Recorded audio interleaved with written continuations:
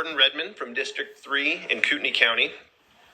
Before you today, we have House Bill 7, which sets a minimum fine of $300 for adults in possession of 3 ounces or less of marijuana.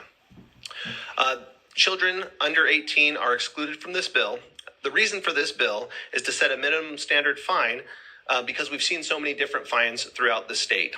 The goal of this legislation is to provide conformity for our judicial system and create a deterrent for a drug that is currently illegal in our state. Mr. Chairman, I do not want to be in the state of Idaho and we fail to penalize crimes that are illegal. Idaho is a state of law and order, and it's been said a law without consequences is simply a suggestion. With that, Mr. Chairman, I ask that the committee sends House Bill 7 to the floor with a do-pass recommendation, and I'm happy to stand for any questions. We have a number of people here to testify, and I'll allow a few questions right now, but I'd like to have the presenter answer questions after we hear people testifying with their opinions so that we don't duplicate. So if you have questions now, they're just burning, go ahead.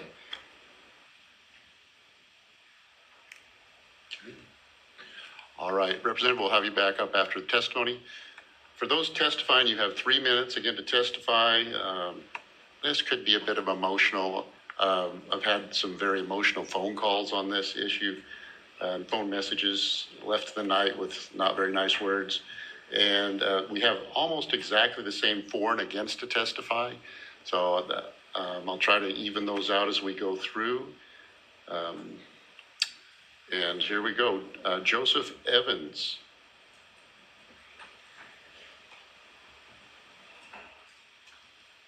Go ahead and introduce yourself. Tell us. Thank you, Chairman, ladies and gentlemen of the board, committee. My name is Joseph Evans. I am here with Kind Idaho today. We are a patient advocacy group in support of legalization for marijuana, primarily for medicinal use. We are a patient advocacy group. A bit of my credentials. I am a United States Army combat veteran, 4 tours in the global war on terrorism, 3 in Afghanistan, 1 in Iraq, was in the Philippines as well, did a tour in Korea. I am a cancer survivor. I am currently being treated for previously undiagnosed PTSD as well as traumatic brain injury. I am one of those who represents the responsible users here in the state of Idaho who would make responsible trips as free men and women seeking medical freedom in the state of Idaho to cross the border and return with a medicine that is most effective and most efficient for us.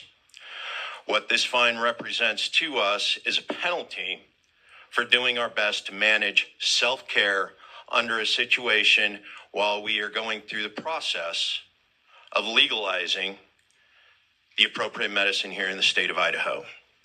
Currently, individuals like myself are restricted to a cocktail provided by the VA that attempts to mimic a lot of the effects that we enjoy through medical use of cannabis.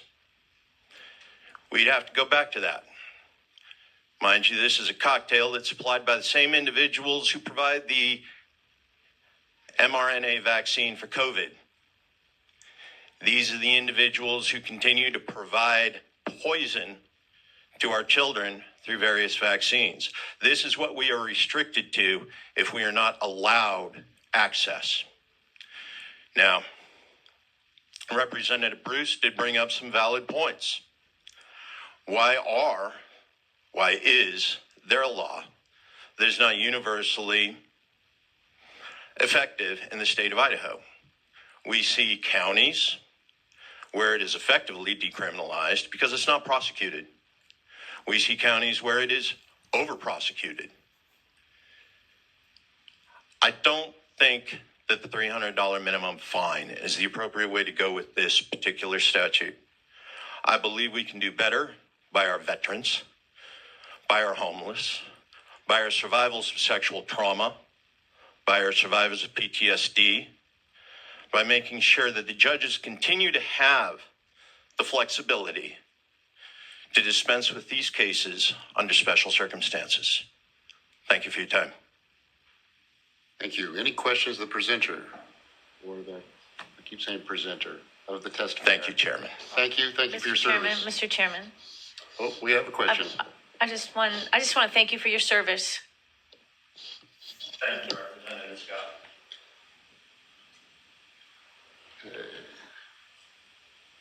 Next is Jeremy Kitzhaber, and followed by Ryan Thompson.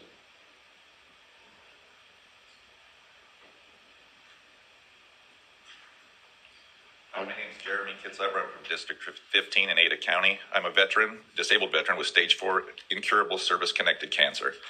I was in the Air Force as a civil engineer and first sergeant, where I was also a first sergeant for 350 security forces personnel while deployed to Iraq. Medically, I have had extremely invasive surgeries. I've had some of my tumors, several of my organs, 40% of my intestines removed, and my entire peritoneal cavity has been scraped. I've been infused with 5 different kinds of chemotherapy, and I take cancer inhibitor drugs. For the last 11 years, I have done about 150 rounds of treatments. Throughout those 11 years, my oncology teams have told me plenty of times that if they could legally allow me to use medicinal cannabis, they would, and it would be beneficial for my circumstances, especially as I was hanging on by a thread when having chemotherapy. To this day, I would now go back and risk that, but I didn't at the time. I'm constantly uncomfortable and I'm in pain. And for that, I'm prescribed 3 different types of opioids. All are risky and they're legal here in Idaho. There are 39 states that have legalized medical cannabis where possession is not a crime at all. And 20 of those states are red states. If asked for my testimony after this, I can clear up why the judicial discretion, even for a $2.50 fine, is not, as I have been told, a mockery of justice. I can explain why our cannabis law is dangerous convictions by using the 3-ounce cutoff requirement, and why some people risk a conviction or fine to obtain it. I also wonder what that reason is for the $2.50 fine. I haven't heard that yet. Now, passing this law would be inconsistent with the Idaho statutes and laws.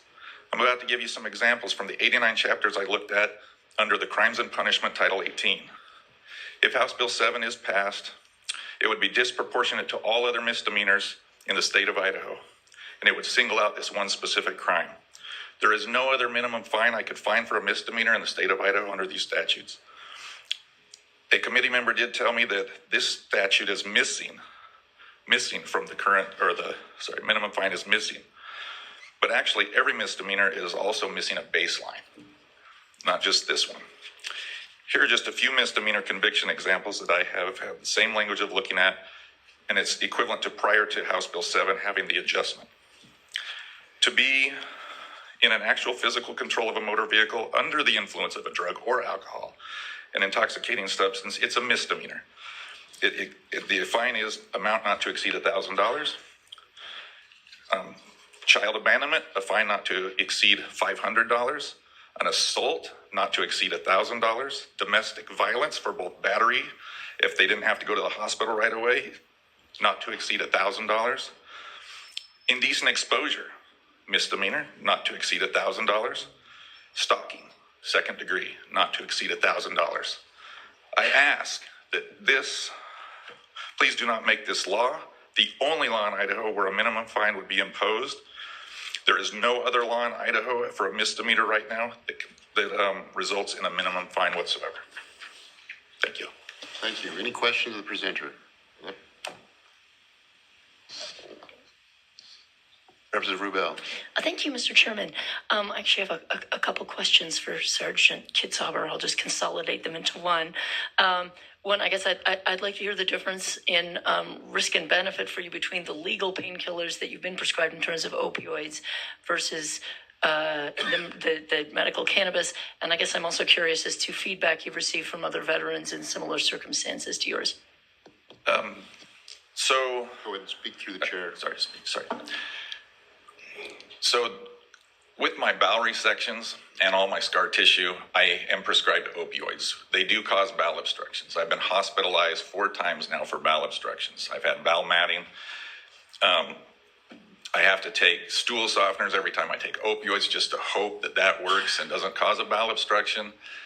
Cannabis can be treated for pain. I can use it if it was allowed for like mild pain management so that I wouldn't have to take these opioids, which are very dangerous in my situation. I have talked to other veterans, and not every single veteran agrees with me. but a lot do. And a lot have said that they do use this. I am in contact with combat veterans all over the country. I do run a national Facebook group for combat veterans. And they have even reached out from time to time when they find out my situation, and they've told me how cannabis has worked for them. And they're in one of the 39 legal states. So when they find out I'm not, or I can't have it, they're like, why don't you just go get it? And it's fear. I am afraid to lose my veteran benefits if I go to jail. I'm afraid of being deemed a criminal. I'm afraid of that whole process just for treating what my oncology team says would be a better use of my pain management, and especially when I was in chemotherapy. I don't know if you know this, but I'm 203 pounds. When I was going through chemotherapy, I got down to 161 pounds. They were saying, we want to give you this medical cannabis. It would be the most efficient way to stimulate your appetite, more so than anything they had at the VA. And I couldn't have it. But it took me over a year. I decided not to go get it. It took me over a year to gain some weight back enough to just function properly. Did I answer all? I'm sorry. Did I answer all those questions? Yes, you did. I have a question. So we're not here to talk about whether medical marijuana should be legal or not legal. It's about the fine, and you've pretty clear about that. Yes. Are you a supporter of recreational marijuana being legalized in Idaho as opposed to medical? I'm just curious. I'm not a supporter of it, but I'm not opposed to that decision either. It's not for me to make. What I would like to see focus primarily is to decriminalize seriously ill people and decriminalize this, like PTSD, whether it's physical, mental, or like treatment levels where it's warranted for a certain period of times, just to decriminalize at least those people. I mean, somebody under chemotherapy that's almost starving to death shouldn't be get the $300 fine just like somebody else who wanted to get high. It's a completely different scenario whatsoever, and this bill does not allow for that. Representative Scott. Thank you, Mr. Chairman, and Sergeant Kitsap. This is going to be a personal question, so if it's inappropriate, don't just say you don't feel comfortable answering it. I'm just curious because I've been in this committee for a long time, and Idaho's taken a really strong stand, as you know, against marijuana. And I'm curious, if it is legal in so many states, is there ever an option? I tell my constituents, maybe you ought to, if this is going to be the rest of your life, you might want to consider moving. And I just wonder if that ever crosses your mind, because it sounds like you have a need for something, and I'm just curious. It does cross my mind, but it's impossible, and financially. So in my situation, I am a veteran. I do get care at the VA. I also see a specialist in San Diego. I bought a house 13 years ago when I could buy a house for $180,000. I can afford my payment, barely sometimes, but with all my other bills. But if I were to sell my house, I think it would be worth maybe $600,000. But then I would have to pay realtor fees, all these other things. And the areas near VAs are in major cities throughout. Boise, we're lucky enough to have one of the best VAs in the nation in a city that's not near as expensive. San Diego, the house half my size, is over $1 million. Colorado Springs, same thing. So I can't move to these places where there's legalized cannabis for my own purpose, because I don't have an extra $500,000 to $1 million laying around. I don't even have an extra $50,000 to do this. I live on disability and my retirement pay. All right, thank you for your testimony. Oh, is there no? Okay. All right. Oh, Mr. Chair, I just have a comment. Sergeant Kitzhaber, I just want to thank you for your service, and sorry for your struggles that you're having. I appreciate that. Thank you. Yeah, thank you for your service. Ryan Thomas, and be followed by Jackie Winters.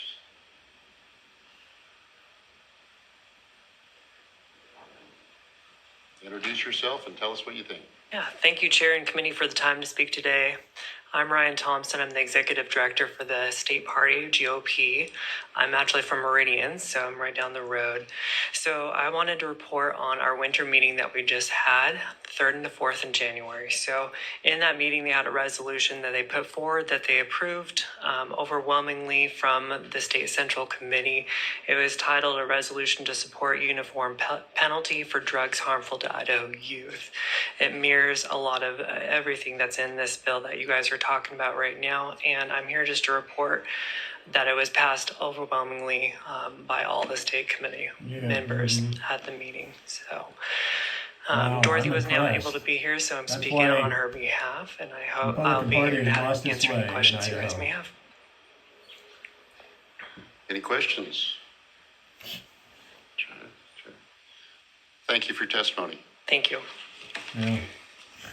Jackie Winters, followed by Devin Petroff.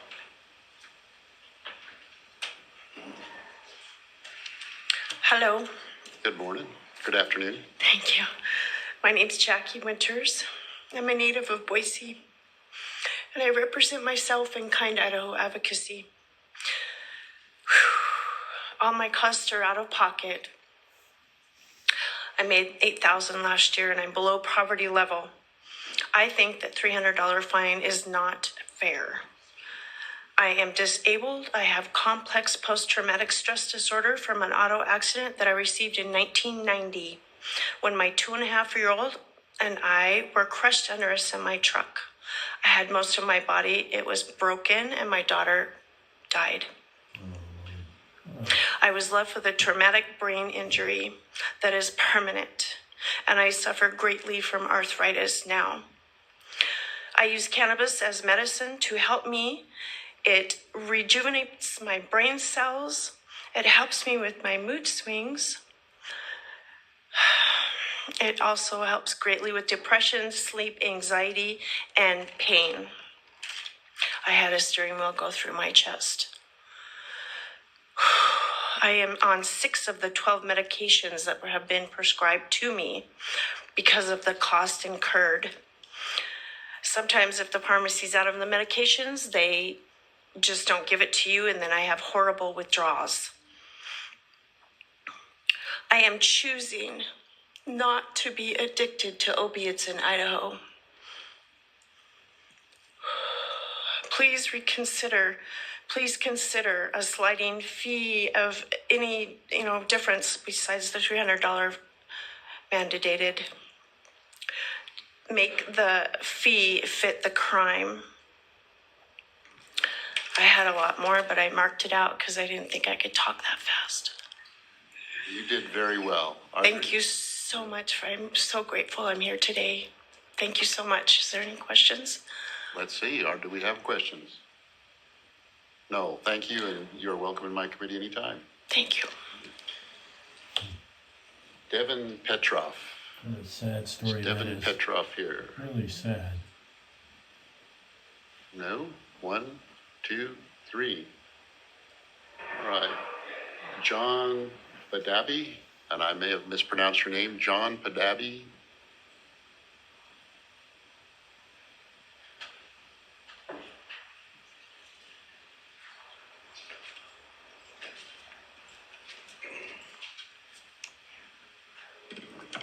Greetings, Chairman Skog, and committeemen and committeewomen.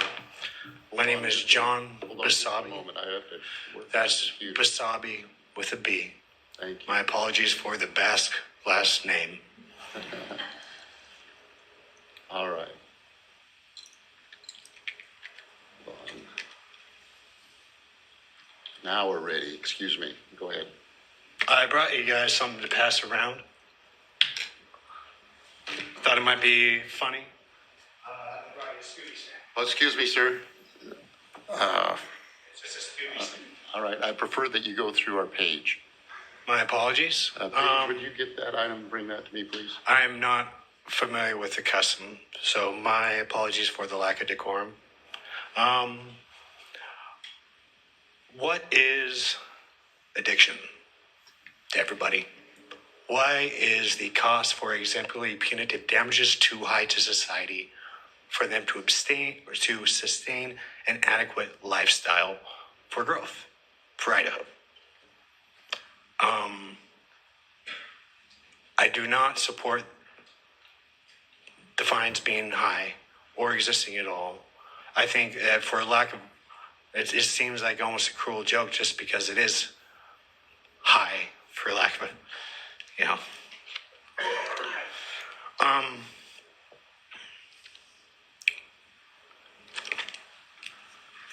cannabis is considered to be an entheogen. It is predominantly medicine on tribal land, including Kootenai County, and I find it to possibly be in violation of tribal jurisdiction when those edge cases exist, and I know they do. I've been doing the research myself online. Does anybody have access to Facebook or the internet at this time?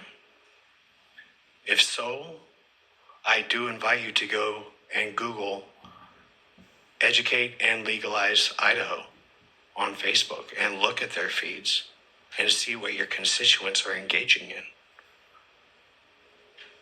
Not only is it medical, there is recreational use in Idaho, and it is prevalent, but not like you think. You see, your veterans are using it.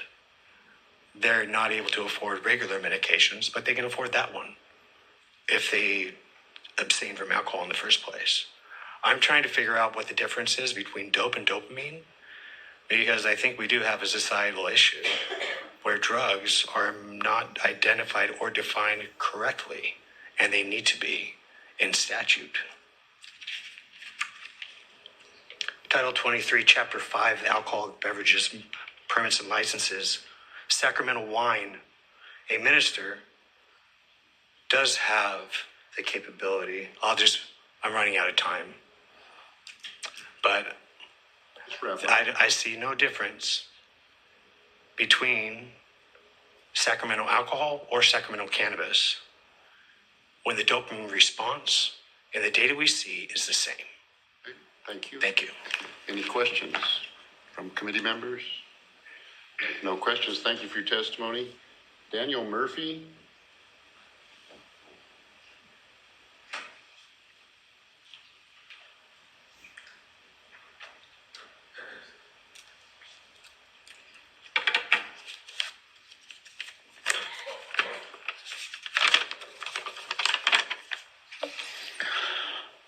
Thank you, Mr. Chairman and committee. I am supportive of Representative Bruce Cogg's $300 marijuana minimum fine legislation. Yeah. The fine doesn't seem too out of line. You're a GOP I'd like to harken follower. back to last year's attempt to pass the sent me nasty messages too, didn't $420 you, fine. sir? The Oregon Capitol Chronicle reported that's right. January 9th of this year about some committee in the committee last year, and they quoted, others said it would strain finances of low-income people facing a nonviolent drug possession conviction and struggling to afford housing, food, and court costs, unquote. Shouldn't low-income people be worried about paying bills, They pay buying for your- groceries, instead of buying pot? travel to all these events. I'd like to sidebar before I at go the on Republican to Party. answer the veteran. I'm the state adjutant for the Disabled American Veterans, DAV. Yeah, I'm and I disabled really, too, sir. I'm you a know, lifetime member of the DAV. I help veterans fill out claims. And just to clarify, misdemeanors do not you're take a Trump away supporter, veterans' 100%. disability payments. Just to let you all know. And I do have a special part in my heart for veterans who suffer, trust me, okay? Oh, yeah? I threw out my back a few weeks ago, and I was given You got 100% muscle relaxers, disability, $5,000 a month, but I only could tax take free. one.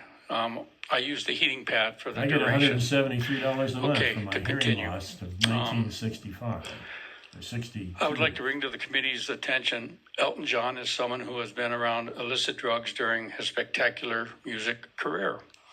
He does not support legalizing marijuana, and this is kind of Oh, yeah, in is that the hearsay? same You learned that on lines. Fox News. In a Time magazine, Elton John criticized the legalization of marijuana, saying it's addictive and impairs cognizant thinking. Yeah. This is Did personal. Chair High school Moon, classmate Chairman lived in Las Moon Vegas. pay you to come here? His Did wife they pay and you him away? smoke nearly every day. His wife is holed up in a bedroom with about 50 plants, a hospital tray on her bed, and zones out for hours on end. Yeah, well, if you're There are a those who would disabled push veteran, you're legalized getting a lot so-called of medicinal painkillers marijuana. from the VA. They Okay. don't cost you hardly anything. I'm against that, but. And about I'll support $5,000 this bill, tax-free every month. Chairman and If you're committee. 100%. I just think we need to send a message that we really care about our veterans, Uh-huh. our citizens I had who a- suffer. I had a buddy And who but I don't who think lost 30 feet of his medicinal intestines, marijuana or and because of is radiation. helpful. And the VA took him off And, meds, and he wound up using and I support, cocaine as I and said earlier, marijuana the to help him through $300 things. Minimum fine. Yeah. Why don't you just go away? Thank you. Any questions? Thank you for your service. Yeah, right. Mhm. Thank I'm you for gonna your butcher political this last activity name, for the Sean Idaho Loma? Republican Loma? chairman. It is not the That's Republican Party, virtual, I so we're know. going to go online.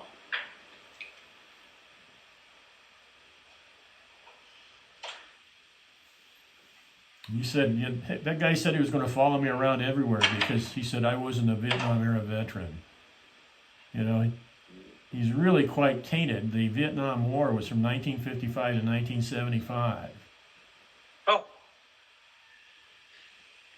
I worked on bombers there we go. Hi, in Sean. West do you hear me? Germany. 36 I months. do hear you. Thank you. All right, go ahead and No tell us trips who home. you are, where you're from, and what you want to talk No about. phone calls and 72 bucks Thank a you, month. and good afternoon, members of the committee. Thank you, Chairman Skog, for letting me testify. My name is Sean Luoma, and I'm speaking for myself. I am also with Kind Idaho, and I'm currently serving as the board chair in my local water and sewer municipality. Side note, that last H6 bill was very interesting. That's not what I'm speaking about. I'm here today to voice my opposition to number 7, House Bill number 7, the proposed bill that would impose a fine of $300 for marijuana possession.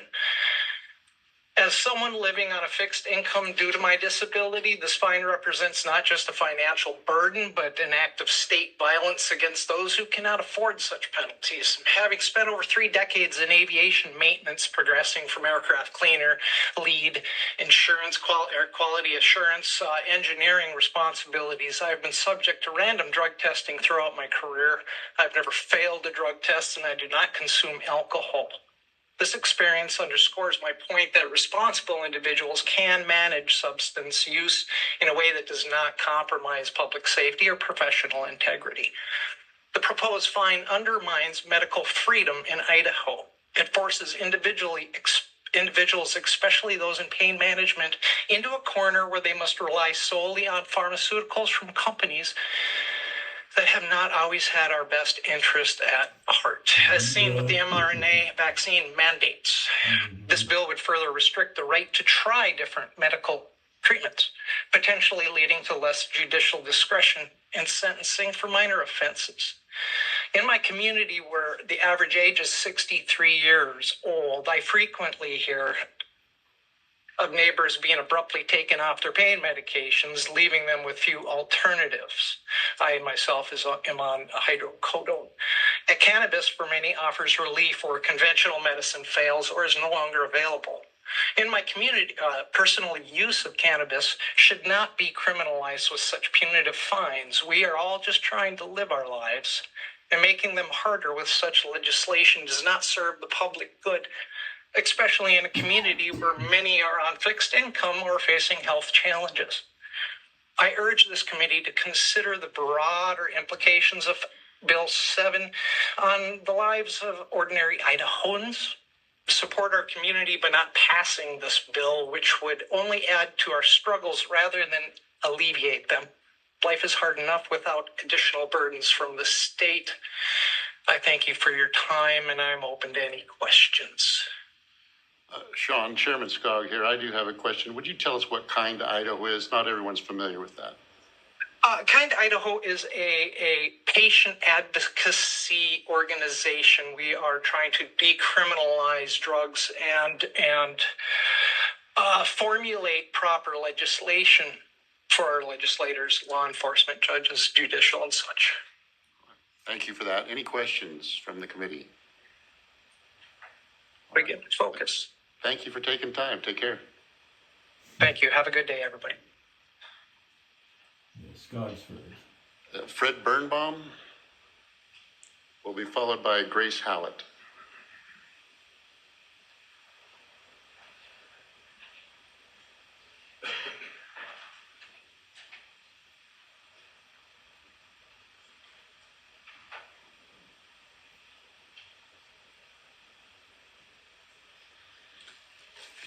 Welcome. Go ahead when you're ready. Good afternoon, Mr. Chairman. My name is Fred Birnbaum with the Idaho Freedom Foundation. I apologize. I sound a little scratchy. Somehow I got a cold the first week. This is the C'est la vie. Charles Koch. It might surprise some on this committee. This, we have Idaho we Freedom rate bills, and Foundation. we've rated this one neutrally. I'm actually here in support of it. And Yeah, you I would. want to.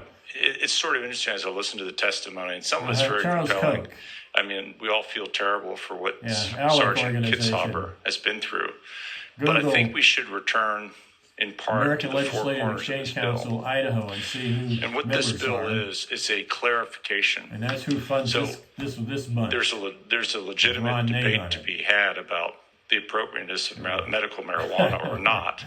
Yeah. This bill doesn't address that. Yeah, And if you go to page 2 of the bill, if you look at he carries Charles subsection Koch, 3 you know, he's the, or he C3, throws $1 billion into currently a political violation activity. is He's you're an guilty of a oligarch. misdemeanor, and it says not more than 1 year, $1,000. And then if we go down to Not a friend E, of the United States, it that's for sure. further says that if you possess more than 3 ounces, it's a felony. So really, all this bill doesn't get into the debate. I don't see how it gets into that debate. It just says if you have less than 3 ounces, which could be a lot if it was 2.8 ounces, and it could be a little, the minimum fine is $300. So I don't think this bill really is about the debate, and it's a debate that's been ongoing. At least I've seen it here in my 10 or 11 sessions. To explain our position, one of the things that we did at the Freedom Foundation, there's been a lot of consternation over this issue. Freedom. We've added a metric. Does it promote the breakdown of the traditional family or the deconstruction of societal norms, meaning a piece of legislation? Conversely, does it protect or uphold the structure, tenets, and traditional values of Western society? And someone might say, wow, that's a pretty big thing. How does this $300 fine intersect that? And I think people who are honest about the issue would have to look at Oregon, for example. Portland was the jewel of the Northwest, or a jewel. And the decriminalization of drugs was ruinous to that city. And I think what this is part of, we believe maybe a very small part of it. We're talking about a $300 fine. It's a rejection of that notion. And disabled. Weren't you paying attention to the testimony? Although there are certainly certain circumstances where people might need some of these, broadly is to the benefit of society. This does have a mandatory minimum. It's not prison time, and I realize $300 is a lot more from some people than others. Before but I last think year it that's was how it intersects $409. with that larger issue. Mr. Skog. Thank you, Mr. Chairman. I'll stand for any questions. Thank you. Any questions? Skog is for this. Thank you for coming in today. You're welcome. Grace Howitt?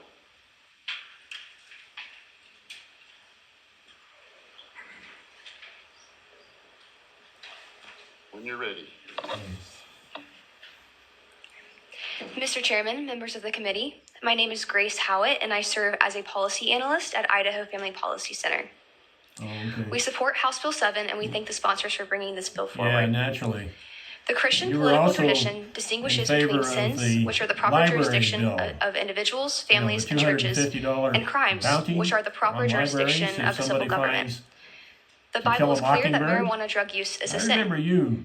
But marijuana is also from a threat last to year. public health and And safety. here we go. Because of this, is we again cannot take its use lightly. Charles Koch. And the prerogative to punish The its American possession falls within the Legislative proper Exchange Council. jurisdiction of our state government.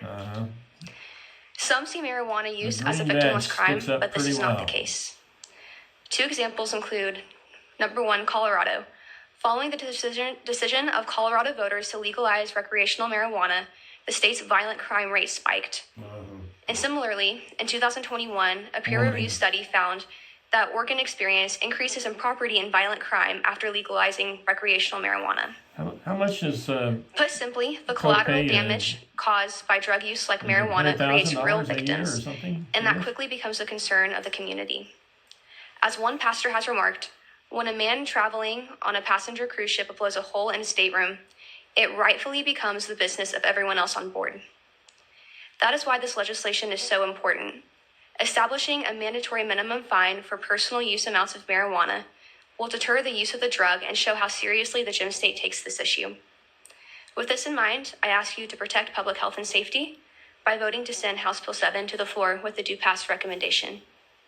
Any questions for the Charles Koch ALEC organization? Or Thank you for coming down. Paul Riggins?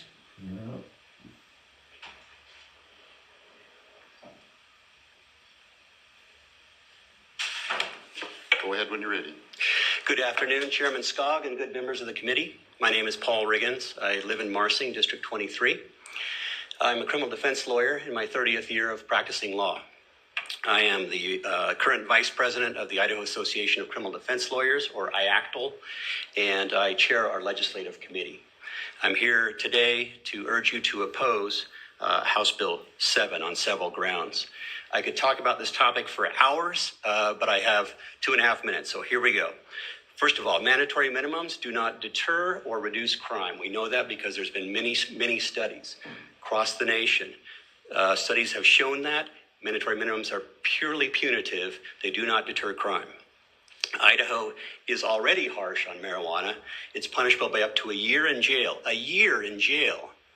for any small minor amount of marijuana, or up to $1,000 fine. Idaho has already sent a message that on marijuana, a mandatory minimum fine is not necessary. Secondly, mandatory minimums blur the separation of powers, which is a cornerstone of our Constitution. As a criminal defense lawyer, I defend the Constitution every day, so I hold the Constitution in great regard. I'm a firm believer that each branch of government should do its own business and not intrude on the business of others. Simply put, the judiciary should stay out of the legislature, just as the legislature should stay out of the courtroom. Absolutely. Good on This you, type buddy. of legislation, in my opinion, flies in the face of constitutional separation of powers. We put great thought into our selection of judges in Idaho. We should trust them to know their cases individually. We should trust them to exercise their judgment appropriately in each case. I'm here to tell you that liberal Idaho judges who hand out candy sentences is not a thing. I practice all across the state, federal court, state court. I practice in, I believe, in every county now in the state of Idaho. That's not a thing. Our judges should be trusted to do the right thing. Mandatory minimums eliminate individual justice. They apply a cookie cutter, one size fit all approach to sentencing. That is not justice. That is not fairness. Mandatory minimums do not take into account collateral financial consequences. Monica Gray is going to testify today from the State Public Defender's Office. She's going to address that in more detail as I'm running short on time. I urge your opposition to this bill. And I also urge you as a body to reach out to us, the Idaho Association of Criminal Defense Lawyers, for information or opinions or insight. We are the boots on the ground representing Idahoans each and every day in the courthouses across Idaho. We are in a unique position to discuss the real world implications of proposed legislation. And so we may not agree, but we're certainly here to talk about criminal justice related legislation. Thank you, Mr. Chairman. I stand for questions. The chairman has a question. Were you aware that it was a judge not representing the judiciary, but a judge that asked us to bring this bill? I may have heard that rumor. Okay, I'll confirm that rumor. And are you aware that there is a judge that is fined more than once, $2.50 fine for marijuana misdemeanor possession? I'm not aware of that.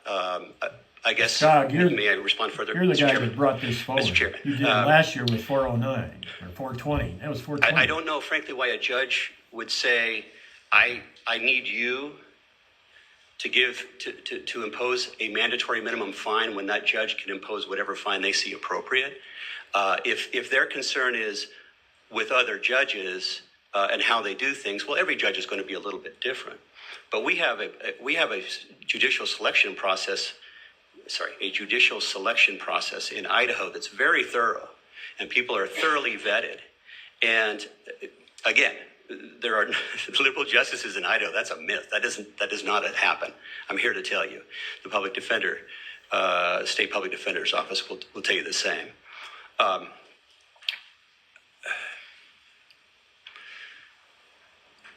Judges have the discretion to impose a year in jail if they think that's appropriate. But the point is, they have the discretion. And I don't think, with all due respect, you as a body should be telling judges what to do, just as judges shouldn't legislate from the bench. Thank you. It's correct. Representative Rubel. Unlike Thomas, huh? Thank you, Supreme Court Mr. Chairman, Justice and thank you, Thomas? Mr. Riggins. Since we have an actual criminal defense attorney here, I wanted to just, I caught something from an earlier testifier, but you might have more detail on this.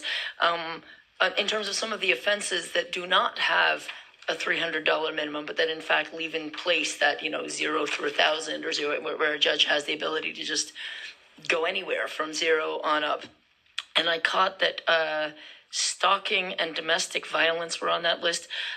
What are offenses that I suppose would now be subordinated in terms of a minimum to marijuana possession if this were to go into effect? What are some of the violent or other criminal offenses that might have a more lenient treatment than this if this law takes effect?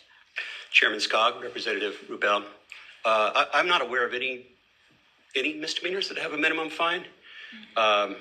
I was trying to think back when I was a frontline public defender, and I do think there's one offense that does, an old offense that's almost never enforced that may have a minimum fine, but I can't even remember what it is. But certainly DUI, domestic battery, don't have minimum fines for a reason. In part, what I see a lot with judges is they'd rather, when somebody has either a drug offense, alcohol offense, violence-related offense, anger-related offense, they'd rather see those people use that money to get into treatment. They'd rather see that person do something about their underlying issue that resulted in the criminal offense. Certainly addiction is a significant issue. We all agree on that. I don't think that's in dispute. But so imposing a minimum fine since it doesn't deter crime, it certainly doesn't help that individual avoid engaging in recidivist behavior. Certainly doesn't help that individual avoid coming back into the courtroom and us as a taxpayers spending more money on the judicial system. Long answer to a short question. Thank you. Did I answer your question? Sort of. Actually, if I might do a follow-up. Thank you. Yeah, thank you. I guess I was hoping to get kind of a list of those that come to mind. So you mentioned DUI, domestic battery, stalking. What are some other offenses that do not have a mandatory minimum fine? Chairman Skog, Representative Rubel. Any misdemeanor. So any crime of violence, assault, battery, domestic assault, domestic battery, discharging a weapon in that doesn't go to a felony grade, petty theft. There's so many misdemeanors. Any driving offense, DUI that doesn't go to the level of a felony. Lots of offenses that affect Idahoans, that affect general public safety, don't have mandatory minimum fines. Now, I'm not saying that because I think they should, and I don't want to see more legislation because it doesn't work, frankly, and it has real world implications. Yeah.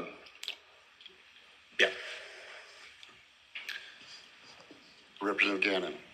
Thank you, Mr. Chairman. And sir, one of the things I'm looking at is fairness in this statute as well as the other criminal statutes. And when we're touching on that, and in the previous question, and I'm looking down some crimes of physical harm where somebody's actually hurt in our misdemeanor. And are these what you're thinking? Crimes, assault and battery, basic assault and battery, sexual exploitation of a patient by a doctor. sexual battery, attempted strangulation. Representative Gannon, Writing. I think you know the answer to this question. You're reading your answers, and we want to avoid that in this committee. And those would all be the kinds of statutes that we have enforced now that do not have mandatory minimums. Is that correct? Chairman Skog, Representative Gannon, that's absolutely correct. Yes, it would create a new, unique penalty that is frankly not necessary, and as I've mentioned several times, doesn't deter crime. We know that is the case. People who smoke marijuana are going to smoke marijuana, regardless of the potential threat, vague threat of getting caught down the road and getting a $300 mandatory fine. The reality is most people won't even know this is a law until they're arrested and come in. The other thing, too, is that when you're talking about those offenses, most of those offenses are the type of thing where we should be focusing on treatment. And those people need to be able to pay for their treatment. We want to keep them out of the criminal justice system. We want to bring down rates of recidivism, and so that the money's better spent that way than paying a mandatory fine. Follow-up question? Thank you, Mr. Chairman. And, sir, I agree with your initial response, but as far as focusing on treatment for assault and battery, sexual exploitation by a doctor, sexual battery, attempted strangulation, rioting, disturbing the peace, and those others, I think that is a place where you have a significant penalty, not just treatment. Treatment maybe for drugs, but for this kind of stuff, you need to have penalty. Representative Gannon, I'd like you to save that for debate time or discussion time, and let's stick to questions, please. Yes, Scott, you want Any further questions? All right. Thank you for your time coming in. Thank you, Chairman, members of the committee. Way to go, Scott. Chris Getz?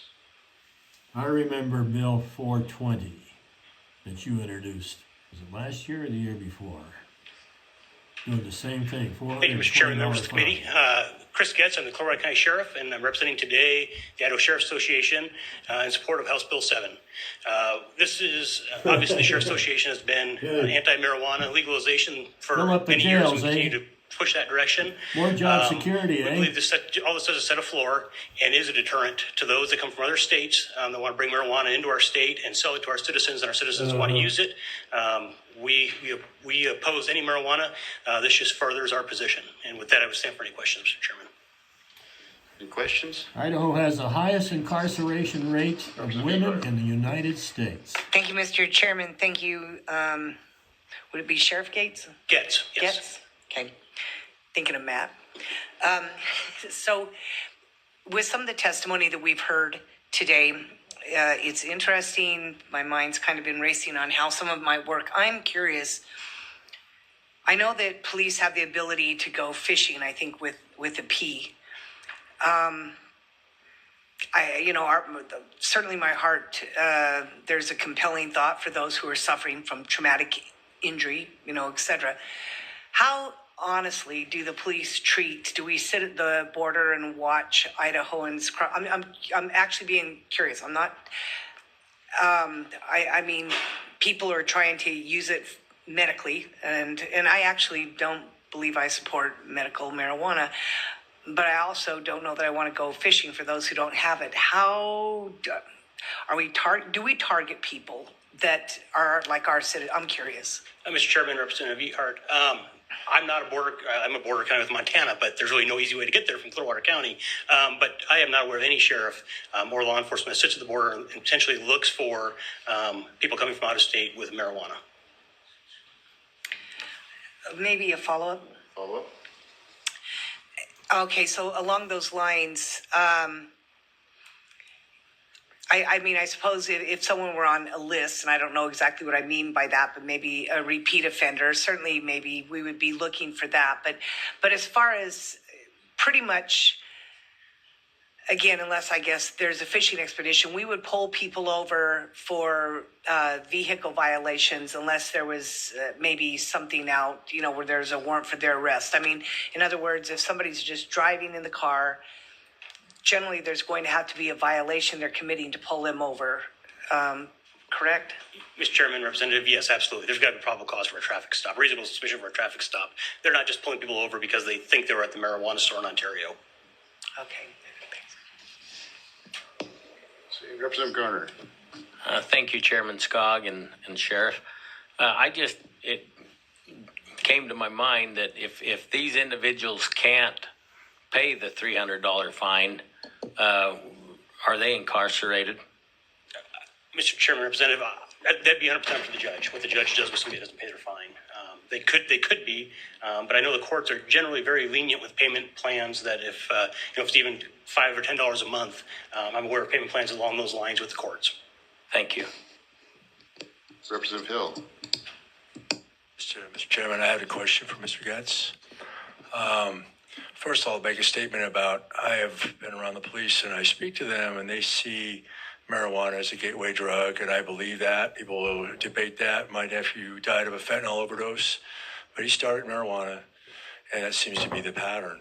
I spoke to the law enforcement, and they say the word in Oregon is, you don't want to go across the border to Idaho.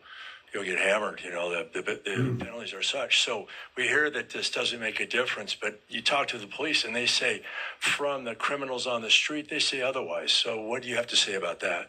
Mr. Chairman, Representative, I believe that is the case. I worked narcotics years ago, and even back then, we had a lot of the meth labs going on, and people were scared to come to Idaho when we put the precursors of methamphetamine manufacturing into making it a felony.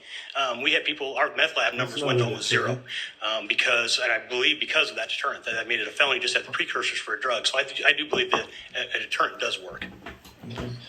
Mr. Chairman, follow-up. Do you think this is enough to make a difference? The marijuana, $300, is that going to keep, that's a pretty big penalty. Are they going to try to run this across the state boundaries? What do you think? Is this going to be stiff enough to shut this down?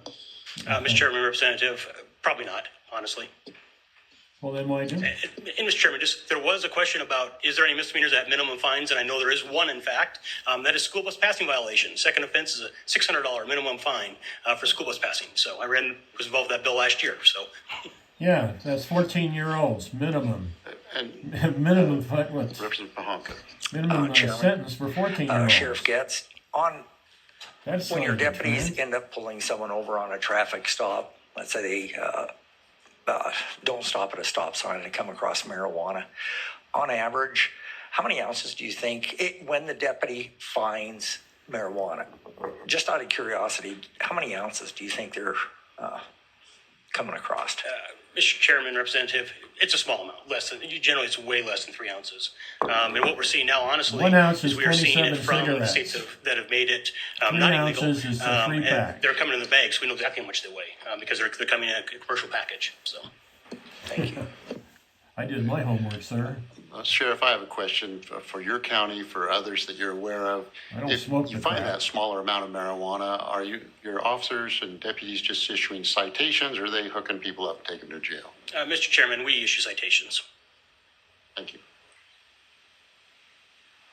Yeah, No it's further a questions. felony. Thank you for your testimony. It's a felony. Committee, It I'm just going to prevents look around and youngsters nod. from You voting. need That's a good 10-minute thing for comfort the break. You want to roll on Republican through? We Party? have 5 or 6 more. Uh-huh. Oh, I'd take a break, but Yeah. I can take my own. There's been a lot of youngsters who all right, well, can't vote we're going to because take a they 10-minute comfort they break. smoke some pot. At ease. I'm going to shut this down, and then when they come back, this is part 1 of the bill to have a minimum $300 fine if they're caught with a joint. Yeah, this is from the Koch brothers. Mr. Skog, Representative Skog, he had the bill back last year, and there's that fellow that he follows around. Of course, he's saying hi to all his, but well, that's Scott, of course. He said he was going to follow me around because I wasn't a Vietnam era veteran. That's who that guy is. Anyway, end of part 1.